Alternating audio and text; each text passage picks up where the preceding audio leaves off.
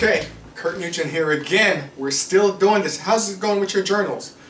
By now you should have been taking your journals out, writing, following your timeline of what's going on in your life. And yesterday I spoke about not being able to see the picture when you're in the frame. And let me tell you how this translates into your life and why you need someone who you can trust to really take a close look at your life, because sometimes we can't do it ourselves. Okay, when I was growing up in Jamaica, I really had an issue. Even my teenage years, when I came to America, I really had a problem with people who gossip, people who pass judgment on other people, and people who just went around minding other people's business. That really bothered me. And the reason being is because I grew up in this Pentecostal church. And on Sunday, everybody was lovey-lovey. Oh, praise Jesus, praise God. But come Monday, they knew what this one was doing and that one wasn't doing and this one husband. And it was just gossip, gossip, gossip, judgment, judgment, judgment. And I hated that. I hated people who just pass in judgment and not even walking another mile in that person's shoe. So I was very aware that that did not sit well with me. Now, I got into poetry and I was going around the country. I was doing this poetry performance, and a friend of mine, she's a poet as well, very good friend, and one time we were driving, I think we were on our way to Virginia, and she mentioned someone. I said, oh, I can't stand that person because such and such, and I gave my reason. And as a matter of fact, I said, I can't stand that person because they're so judgmental. That's exactly what I said.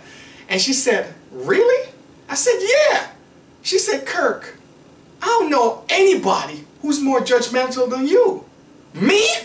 I'll pass judgment on people? I don't do that. She said, Kirk, are you crazy? And she gave me about 4 or 5 different examples.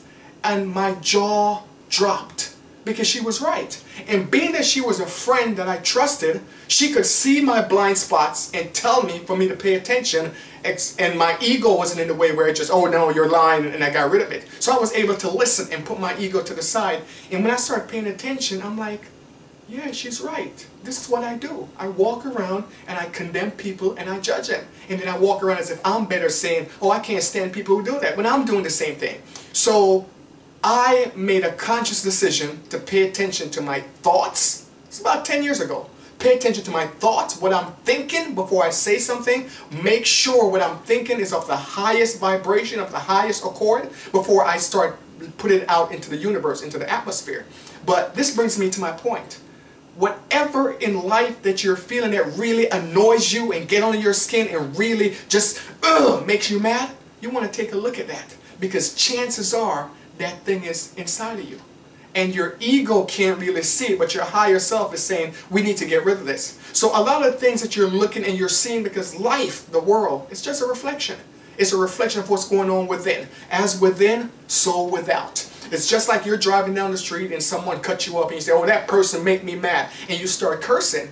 The only reason all of this stuff is coming out of you is because it was in you in the first place. So you want to pay attention to what's in you, what you're putting in you. Pay attention to the way that you treat people. Pay attention to the way that you speak of people and about people, because it's a reflection of how you feel about yourself.